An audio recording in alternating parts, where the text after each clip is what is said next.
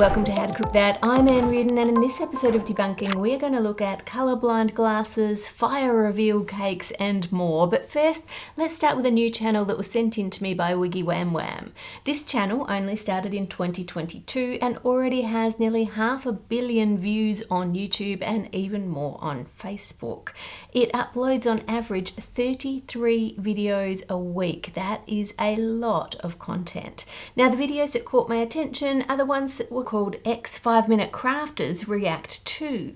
And I can verify that they are X 5-Minute Crafters because they seem to know everybody in the videos. I know this guy, I've seen him around. Oh, I know this girl. Oh yeah? Yeah, I know that guy. I know. Yeah. I know all of these people. And one of them even appears in the videos they're reacting to. Is that Archie? No way! That's not. That's a doppelganger. It's Farchie. Oh, that's Archie, Archie's cousin. Whoa. Yeah. What are you doing there? What are you doing, It's Farchie? another university. Yeah. This is like the multiverse. Now, if you were hoping for some behind-the-scenes information and insights, then you're going to be disappointed because the majority of the reactions can be summed up like this. That's really good. Look at that. That's awesome. All right, get the fan, get my All plastic bag. Wait, what are they Alright. doing? And now she feels hot. Oh, refreshing. Oh, air. yeah, that Nice. works. That looks amazing. That is so That's cool. cool.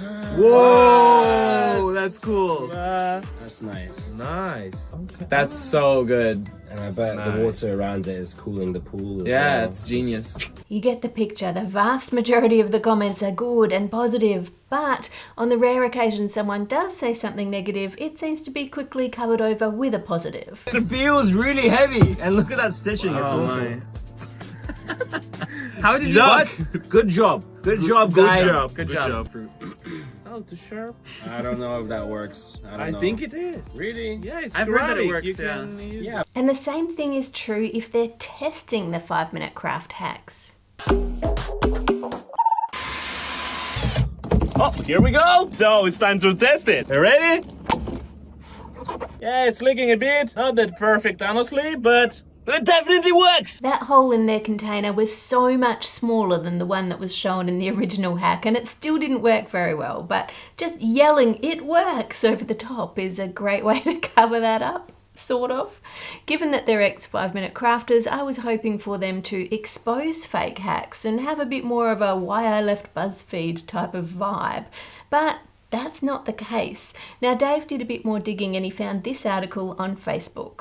Archie5 grows with reels. The Soul Publishing launched their channel Archie5 both on Facebook and Instagram in January 2022. Just in case you are not familiar with the Soul Publishing, they are the Russian company based in Cyprus that runs the channel 5-Minute Crafts. So they have a reaction channel reacting to their own videos. So while technically, yes, they are X 5-Minute Crafters, they still work for the company that produces 5-Minute Crafts, which explains why it is very overly positive in all of their reviews. I did happen to find a couple of comments that snuck through the editor's check. The shoe. Is it? I don't know. There we go. go, see? Let's There see was before the and blue. after. Oh, Wow. Okay, cool. Looks fake though. It's gonna make the color change again. I don't think that works. We need to try it. That was an I think editing Jojo thing. tried this one, but I don't think it worked that well. Yeah? Oh, that's smart. That's Pokey thingy nice. device. good. For straining. It's going on, yeah, on her hand though. Yeah. I always like- have a trouble with it, so. As long as it doesn't fall out, it's fine if it gives you 3rd-degree burns. What? No, he's gonna no, work no, like no, this. no, no, no. no. False information. False advertising. Ah, There we go. that's But cool. it's dangerous. It's no? very dangerous. Yeah, it's dangerous. Processed cheese, because there's no other cheese that's best than processed cheese. After all agreeing the hack was dangerous, just randomly yell processed cheese as a segue to get out of an awkward situation. So they don't just have this channel, they've also launched another reaction channel with an animated character down the bottom of their 1, 2, 3 go videos. So now by launching these reaction channels, they can upload all of their wonderful content all over again. Next, Nirma sent in this video wanting to know if the new fire cake trend is safe or not. Basically, you have 2 images and you burn away the top one to reveal what's underneath. There are two ways of achieving this effect, and the first is using wafer paper. Wafer paper is edible, but it burns really slowly. So any videos you've seen using wafer paper have no doubt been sped up to make it look more impressive. Wafer paper. This is going to be the image that burns away. The wafer paper is what's going to make it burn just like that. I like the way Sharon from Sparkle Cakery showed this in real time.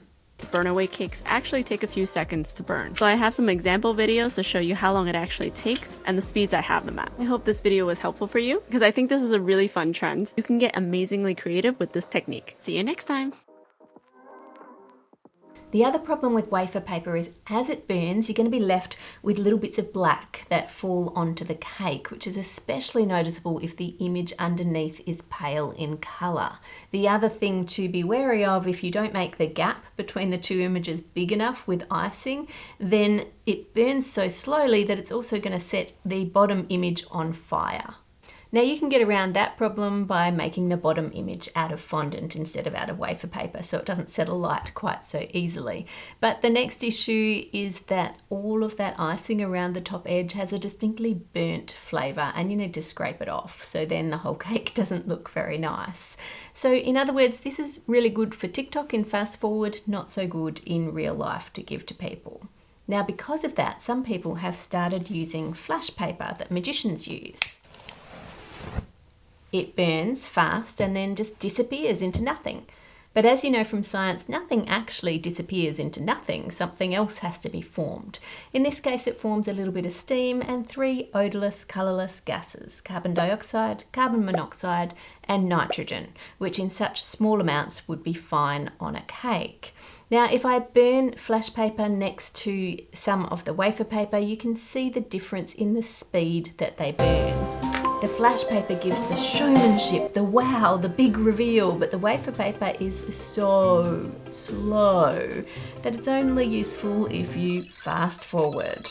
If I make a cake that has the top image out of flash paper and then I set that alight, you'll see it burns quickly, it burns impressively, and it burns clean. There's no little bits on the cake that you can see at all, which is great. But then when I go to cut the cake, now you can see all the way around there is a ring of flash paper left. Anywhere where it was damp from the icing, it just won't burn. So then you have to take all of that icing off, and yes, it all still has a weird burnt flavour, so just like the wafer paper, you have to remove it from the cake. So I think I prefer what this cake decorator is doing and using flash paper off the actual cake. And now that just leaves us with the question of fire safety. Most birthday cakes do already have candles on them, which in themselves can be a risk.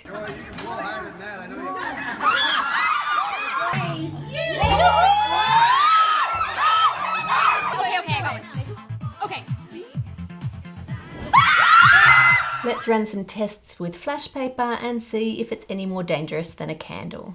If I dangle some paper over the burning flash paper, it does get slightly singed, but it was so quick that it didn't get set alight. Now let's try another one where we hold the paper the other way.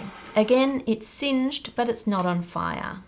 But if the paper does get too close to the flames, it will set alight just the same as if you put paper right above a candle. I guess my caution here would be that most people are used to candles and they know how close you can get to it before it's going to be an issue, whereas flash paper can be quite unpredictable. The drier it is, the faster it burns. If it's slightly damp, it'll burn more slowly, and the more of it that you have, the hotter and bigger that flame is going to be. If I fold some up so I can show you that, and then set that alight, the flame goes much higher and hotter, and it easily sets that paper on fire even though it only touched it for a second. So cake decorators, do not get overly confident in your use of flash paper. If you use too much, you would want to make sure that your bride and your groom and anything flammable are nowhere near that cake.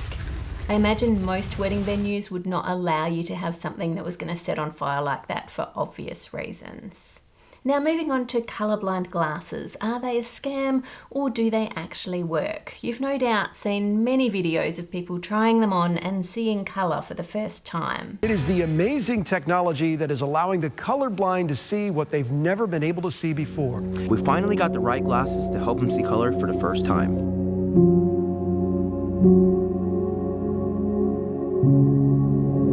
I can't believe I've whole life without seeing this beautiful. Works? I can't believe I've been missing all these colors.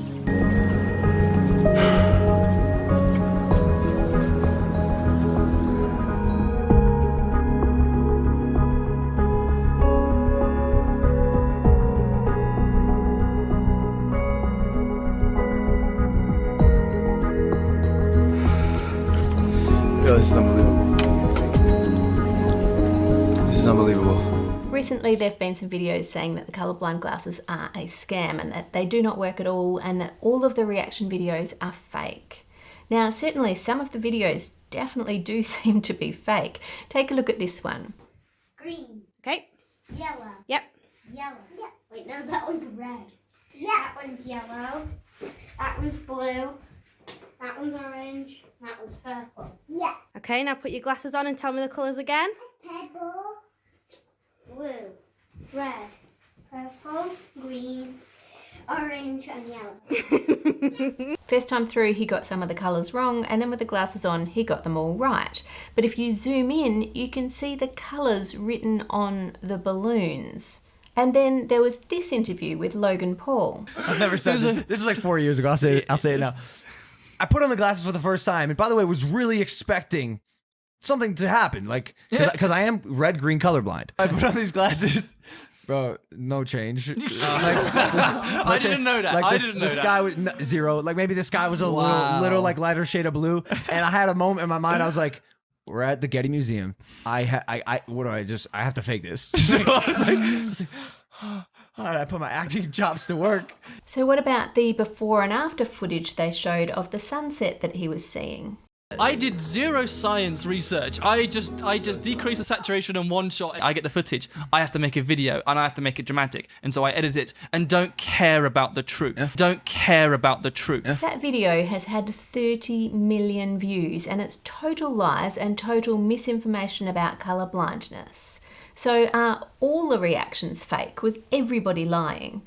Well, certainly some stand by their response. When I wear these glasses, colors pop out like normally that I can't usually see. That's why it was kind of quite shocking for me. And how can you say my experience, what I saw is a lie and I'm a scammer? So what's the truth?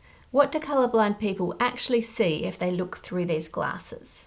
Well, to understand that, you need to know what colourblind people see when they are not wearing the glasses. Normal colour vision requires 3 different receptors, or 3 cones in the eyes. One of them detects short wavelengths, or bluish tones. The next one detects wavelengths in the middle, or the greeny colours, and the other one detects longer wavelengths, which pick up the reds. There are not receptors for each of the millions of different colours that we can see. There are only the 3 receptors. And then depending on the signal strength you get on each one of those receptors, your brain then works out what colour you are currently seeing. Now, if instead of having all 3 of those cones working properly, one of them is not working very well or it's not working at all, then now instead of getting a signal that's clear for each colour, this signal could be the same for green as it would be for orange. So now what are you seeing? Well, if you kind of muddle those 2 colours together, you get this muddy looking colour. There are of course different types of colour blindness depending on which of those cones is affected and to what level it is still working. Now I want you to imagine that you have spent your whole life, even as a little kid, with people telling you that this is green, red, blue, yellow, but instead of it looking like this, it looks like this. Now, if you're not colourblind, you'd probably have a very hard time being able to identify those different colours for me. But people who are colourblind have been doing this for their whole life and they are amazingly good at it. They notice just the tiniest of differences in colours that to me look identical and can tell them apart. A good way of telling colours apart from me is that even if 2 colours might look the same if they're like flat, you know, just 2 paint strokes next to each other, if you then got a glob of the paint and just did like a thick thing so that you can see the shadows move over it and the light move over it, different colors, especially purples and blues, it's sort of the only way I can tell them apart, is that they'll get darker, purples get darker much quicker in different lights, whereas the blue will sort of maintain a bit lighter even under low light conditions. I've put some pictures through a colourblind filter so I can put the normal one and the colourblind one side by side, and asked James to describe the differences for us so that you can get an idea of what it is that he is seeing. First glance they look the same. Second glance they look the same.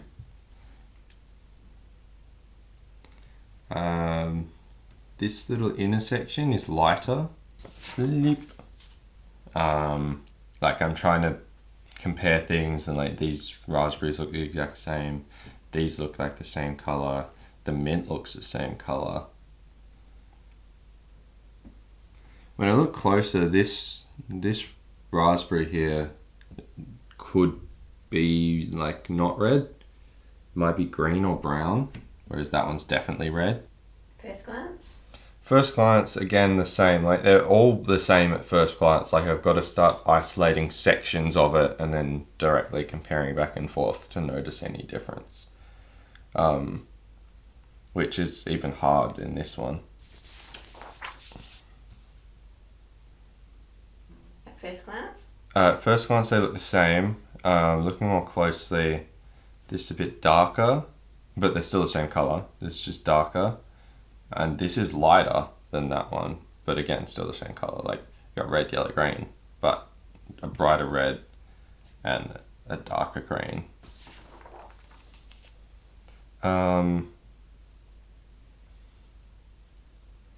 The wood color is what stands out the most as being different. Like this is quite orangey warm wood, like, and this is just not as warm, more like regular wood, brown. I don't know. Nothing else super standing out. Alright, and can you tell me what colours they are? Like orange or red, blue, yellow, orange, like a dark green, like a forest green, pink, I'm guessing. That one I'm not, I think it's pink, yeah. Lighter green, purple, either an orange or a very light green, blue, a red, yellow or orange, and purple or blue. I think colourblind people are amazing. Towards the end of World War II, they actually noticed that people who are colourblind were much better at spotting the enemy in camouflage than people with normal colour vision. If you spend your whole life looking and everything is always camouflaged, like if all trees and the ground look the same, they're all just different shades of brown, then you've got to differentiate not by the colour, but by the actual object and the size of it and the shape of it and the way that it's moving and the way it plays with the light. And so when you see, you know, more brown moving along, your brain's not automatically going green, green, it's part of the tree. Like you're not grouping it automatically. You're sorting through it by what it actually looks like. So hopefully you can see from that that if someone who is colourblind says something is red, they're not necessarily seeing the colour red that you see if you're not colourblind. They're seeing what they have learnt is red, and they are amazing, so amazing at spotting those little differences. If I ask James to sort these dots of different colour into groups of colours, he can do that relatively well, with the exception of a few dots that look identical to him. And they're the ones that get used in the Ishihara tests or the colourblind dot tests. According to Enchroma's website, James's colourblindness is strong deutan, and they have eyewear to help him see life in bright, vibrant colour. I also did the colourblind test on their website and came up as having normal colour vision, but apparently their outdoor deutan lenses can boost my colour perception even more. Now that's a strange claim. How can you possibly boost my colour perception when I can already see all of the colours normally? According to Enchroma, their glasses work by removing small slices of light from the visible light spectra. This then corrects the ratios entering the eye, and the correct colours can then be seen and perceived. Filters that take out specific wavelengths, otherwise known as optical notch filters, have been around for a long time and used in all sorts of other applications. But I've got some of Enchroma's glasses, the ones they said were right for James, and have asked him to tell us what difference he can see between the two pictures with the glasses on.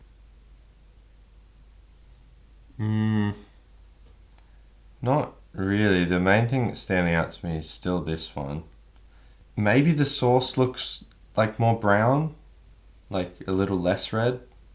Like I can tell the difference between them a bit more. It's made that red of the source specifically more saturated. But it was already red before. Red and green and grey and all of it, they're all sort of the same tone, just at different ends of the spectrum. Like both red and green to me, they're just different shades of brown. I can see some warmness. Like warm is something that I can pick up, and that's like a warm shade of brown becomes a red. Green's really hard. Like it's like it could be green, it could be something else, but it's just shifting the tones of the color that's there. It's making some stuff that did look similar not similar, but nothing that I see is something that I couldn't have seen before. Yeah, so it actually is clearer for some of them. And I don't know if that's because it's filtering out some of the whiteness that's in it, or if anybody can explain how these work in the comments or anywhere online to me, I would be very grateful. Probably the best way for us to actually picture exactly what the glass is doing, which I haven't seen anyone else do, is to get a prism and take this out in the sunlight so that we can separate out all the colours in the visible spectrum. Now we can see a full rainbow, and if I add the glasses, they are dark, so I'm going to need to increase the exposure. Now to my eyes, this looked like it decreased the range of colours. It looked more like just bands of colour instead of the slow merging between them. But let me take a photo of both of them, and so we can actually look at them in detail side by side. Wow, it's really blowing out the red band, so there's a lot more red. Orange and yellow are still there, but green is expanded to cover the light blue. What's the most surprising color for you to experience for the first time? Sky. And there's no indigo, it's just gone straight to violet. So it's effectively just blocking out certain wavelengths altogether and making more things look red. So what does that look like to someone who is colourblind? James tells me that rainbows are very unimpressive. Why do people keep pointing them out? They're just a band of yellow and dark blue in the sky. So let's put this rainbow that the glasses see through the colourblind filter, and sadly, it's the same. And this is consistent with an independent study that was done in 2018 with 48 people who are colourblind. And they found, and I quote, "A colourblind person using the Enchroma glasses will not perceive new colours, but will rather see the same colours in a different way. This makes it possible for some individuals using these glasses to distinguish some colours, but to the detriment of others, which will now be confused." That's a red? Yeah. That's a red. Mm-hmm. Is that red? Yeah. Is that one red? Yeah. Those two aren't. No, that's like purple. Yeah, those two aren't red. That's green, that's green, that's green. I think that's green. The bottom row are all browns. Now, the glasses company say they never claimed that it would cure colour blindness or that it would allow you to see new colours, but certainly the imagery on their website seems to imply that you will be able to see colours that you haven't seen before. Well, I hope that that clears things up. With thanks to my amazing patrons for your support that allows me to do videos like this. If you enjoyed this video, make sure you like, comment, share, subscribe, and also let me know other things that you would like to see investigated or debunked. Make it a great week by being kind to others, and I'll see you on Friday.